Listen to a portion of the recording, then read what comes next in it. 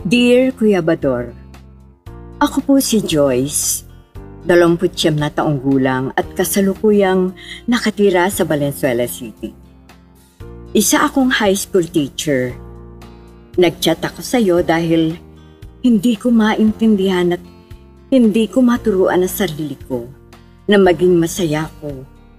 Kung bakit nasabi ko ito, hayaan po ninyong ibahagi ko ito sa inyo.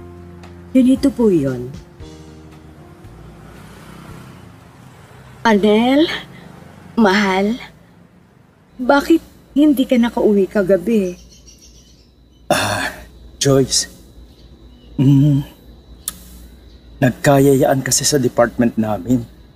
Naabot na ng umagang event, kaya hindi ako nakauwi kagabi. Di sana mag-chat ka man lang para hindi naman ako nag-aalala. Hindi ko nadalang charger ko kaya lowbat ang cellphone ko. Pasensya ka na ha. Ganun ba? O sige. Mahal, alis muna ako ha.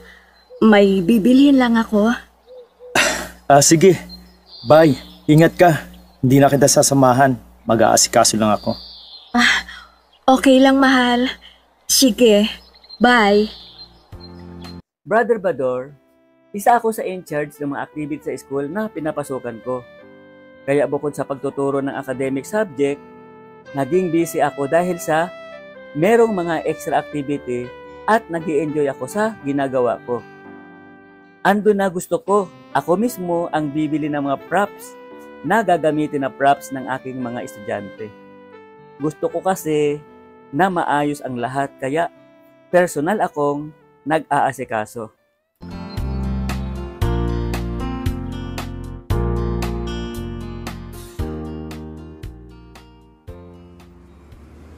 Joyce, kamusta ka na? Hindi mo yata kasama si Arnel. Diba kapag ganitong araw ng Sabado kasama mo si Arnel mag-grocery? Ikaw pala, Aubrey. Oo, sumasama siya. Bakit alam mo? Ha? Nakikita ko lang kayo. Ganun ba? Joyce, kunin kitang ninang ha. Bibinyagan na ang anak ko this week. Ninang ka ha?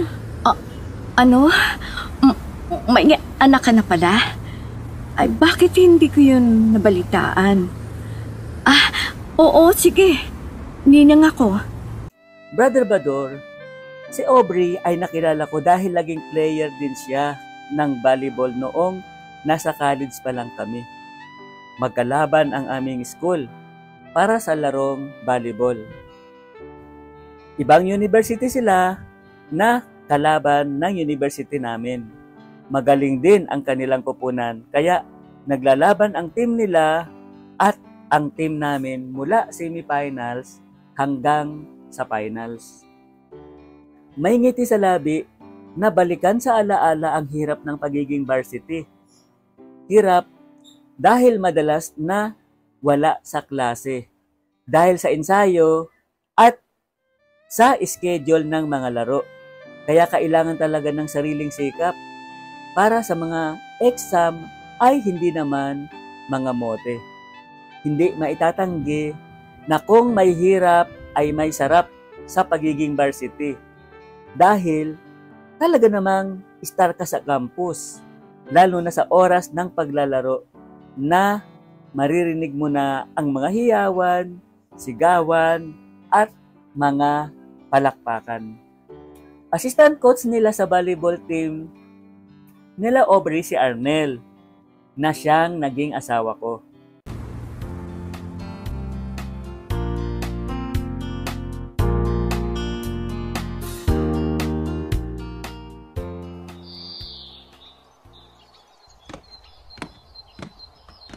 Arnel, mahal, narito na ako. Halika na, mag-lunch na tayo. Alam mo ba, nagkita kami ni Aubrey. May anak na pala siya. Kinuha niya akong ninang. Ninang? Pengi nga na tubig. Oh, bakit bigla ka nagulat? Samahan mo ako ha? Ninang ako eh. Oo, sige. Sasamahan kita.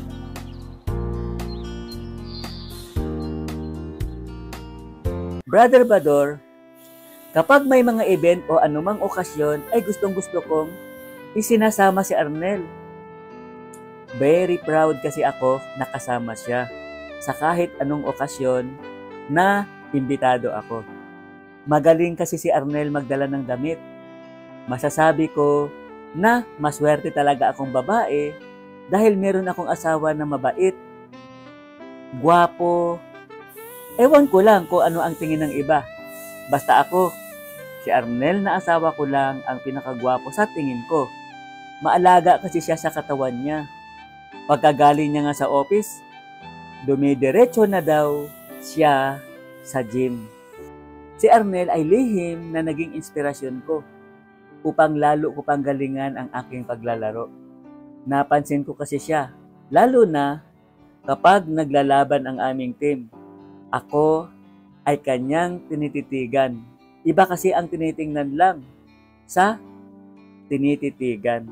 Kaya nagkapalitan kami ng cellphone number, nag-friend request siya, inaccept ko naman ang friend request niya. Hanggang sa araw-araw naming pagtatawagan at pagchat-chat sa FB, naging kami. To make a story short, kaya naging kami dahil nagmamahalan kami. At hindi nga nagtagal, kami ay nagpakasal. Pinapabayaan ko na lang siya sa hilig niya. Arnel, buti pa ay mag-business na lang tayo ng gym. Sobrang hilig mo kasi mag-gym. Parang hindi ka napapagod mag-gym sa kabila ng maghapon kang nagtatrabaho, sabi ko sa kanya. Sana nga makakita tayo ng marerentahan na pwesto at makabili tayo ng mga equipment sa gym. Sagot naman niya. Joyce, aalis na ako ha. Pupunta na ako sa gym. Paalam niya. Sa pagkakataon na iyon ay hindi na ako nakakibo. Kaya napaisip ako na super priority niya ang pag-gym. Kaya naisip ko bigla na kung magkano kaya ang i-invest sa pagkakaroon ng sariling gym. Kasi mas marami siyang oras sa pag-gym niya. Nakaalis na si Arnel nang maisipan kong tawagan si Aubrey. Hello Joyce, napatawag ka, sabi ng kabilang linya. Oo Aubrey, hindi kasi ako mapakali sa reaksyon ni Arnel nang sabihin ko na ninang ako sa anak mo. Malulutong na tawa lang ang isinagot sa akin ni Aubrey. Tapos, nag-aapura na siyang sabihin na bye. May gagawin lang daw siya. Sabay baba ng phone. Brother Bador, medyo sensitive din naman ako. Kaya medyo nagtataka at napanganga na lang sa mga reaksyon nila. Hanggang isang araw,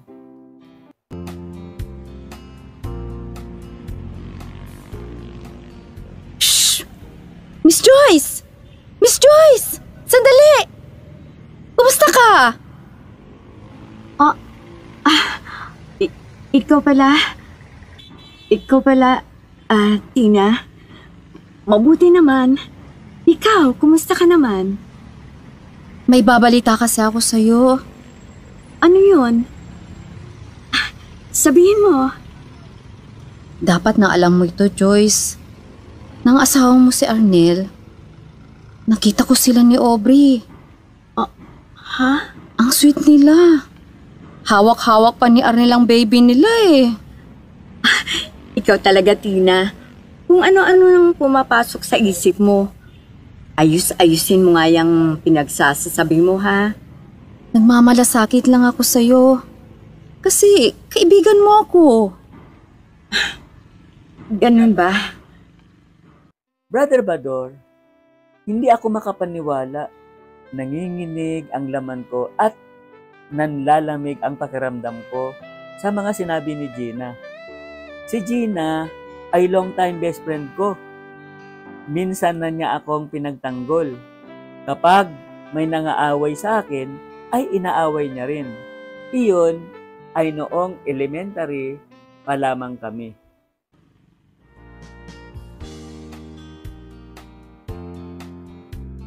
Kuya Bador, sa tulong ng kaibigan kong si Tina, nalaman at napatunayan ko na anak pala ng asawa ko ang inaanak ko. Litong-lito ako kung paano nila nagawa sa akin ng ganon. Pakiramdam ko, para akong pinagtakluban ng langit at lupa. Sa ngayon ay hindi na muna ako umuwi sa bahay namin. At nakikitira na lang muna ako sa bahay ng best friend kong si Gina. Buti na lang at maasikaso si Gina. Dahil hindi ko magawang magluto o magsaing man lang. Nawalan ako ng ganang bumangon. Buti na lang at meron akong kaibigan, nariyan ang balikat niya na aking naiiyakan. Sana, Kuya Bador, meron din pong mag-advise sa comment section para mabasa ko at mapayuhan po ninyo ako. Maraming salamat po. Mapagpalang araw, kumusta? Narinig natin ang naging sitwasyon sa pangalang Joyce na humihingi ng payo sa atin. Mapait, masakit. Ang nararamdaman at iyan ang katotohanan.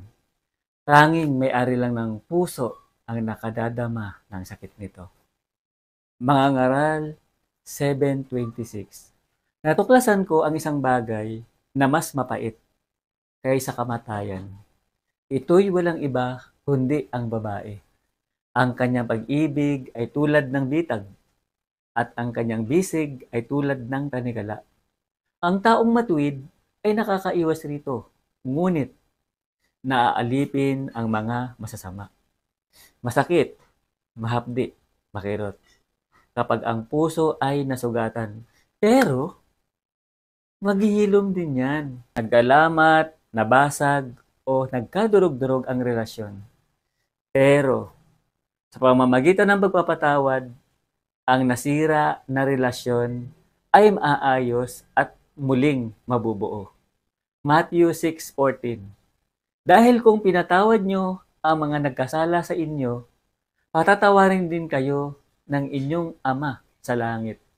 Pero kung di nyo pinatawad ang iba, di rin patatawarin ng inyong Ama ang mga kasalanan nyo.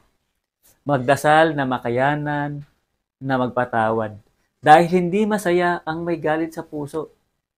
Kung nadidiliman ka man sa 4 na sulok ng kwarto mo, lawakan mo lang ang pangunawa mo dahil napaka-lawak ng mundo.